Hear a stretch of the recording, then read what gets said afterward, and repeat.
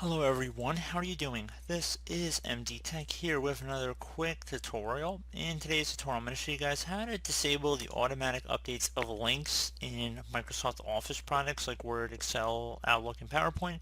So if you're opening up something and it keeps saying that the document contains links that may refer to other files, if you want to disable that, I'm going to show you guys how to do it. So we're going to go ahead and open up any application of Microsoft Office. So I'm going to open up Word for this tutorial. I'm going to go left on the File tab, and then I'm going to go down on the left side until you get to options and go ahead and left click on that one time. Should be an option on the left side that says display. So go ahead and left click on that. Select advanced on the left side. And now on the right you want to look for something that says prompt to update automatic links at open.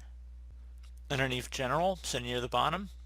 If you want to automatically update links at open, keep it checkmarked, otherwise you want to uncheck it.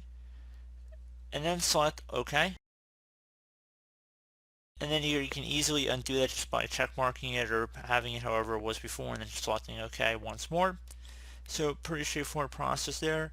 Another thing, if you are having problems with the printing option, so if you're noticing this issue come up with when you are attempting to print, if we go back to options here, select display.